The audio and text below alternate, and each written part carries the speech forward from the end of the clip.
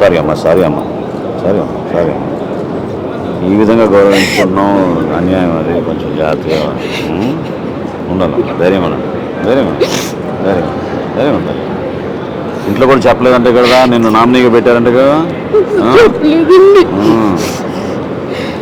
నిజంగా జన సైనికుడు అంటే ఇట్లా ఉంటారమ్మా, స్వార్థం లేకుండా పాపం. చాలా మంచి సాయం చేసేవాడు, అందరికీ సాయం చేసేవాడు. అంటే అసలు ఎంత స్ఫూర్తిదాయకమో నిజంగా వాళ్ళందరూ చేసే కార్యక్రమాలు మనస్ఫూర్తి. ఇప్పుడే చెప్తున్నాను, నాకు శ్రీనివాస్ గారు చెప్తున్నారు. ఆ ధైర్యం నింపడానికే పవన్ కళ్యాణ్ గారు మమ్మల్ని అందరినీ పంపించారమ్మా.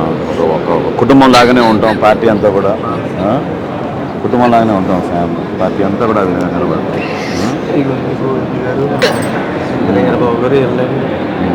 బాగా సాయం చేశారు.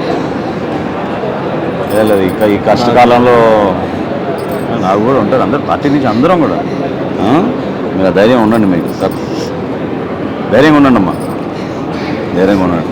అంటే పార్టీ ఎంత గొప్ప వ్యక్తిని కోల్పోయిందో మాకు అర్థం అవుతుంది. ఎందుకంటే అంత నిస్వార్థంగా పనిచేసిన వ్యక్తి, పార్టీ కార్యక్రమాల్లో చాలా చురుగ్గా పాల్గొంటూ ఉండేవాడు. ఎవరికి ఏ వచ్చినా ముందు ఉండేవాడు. వయసుకి చిన్నవాడు కానీ అందరికన్నా ఏజ్ ఉన్న వాళ్ళకి కూడా ఉండదు. అన్ని తెలివితేటలు ఇచ్చాడు భగవంతుడు.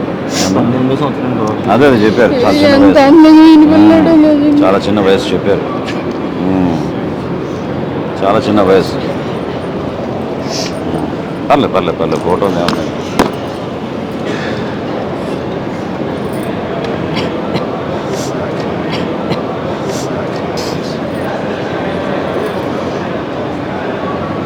వాలంటీర్ ఎవరు?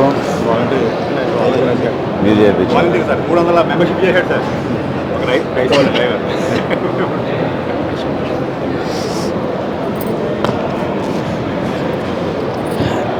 లేదమ్మా, పవన్ కళ్యాణ్ గారు పంపించిన 5 లక్షల రూపాయలు ఈ ఆర్థిక సాయమే కాకుండా మీకు ఎప్పుడు మేము ఒక ఫ్యామిలీ లాగా ఉంటాము అందరం కూడా. జనసేన పార్టీ నుంచి ఆయన ఏ విధంగా స్ఫూర్తిదాయకంగా ఉన్నారో ఆ విధంగా గౌతమ్ని మనం నిలబెట్టుకుందాం సరేనా. పవన్ కళ్యాణ్ గారి ఆశయాల కోసం కదా అతను కూడా ముందుకు వచ్చి పనిచేసింది. మీరందరూ కూడా జాగ్రత్తగా మీరు మీ ప్రాంతంలో మీరు చేయండి, మేము కూడా చేస్తాం పార్టీని సరేనా. జాగ్రత్త ఓపిక ఉండండి. జాగ్రత్త. ఒక్క నిమిషం అమ్మ నిల్చోండి.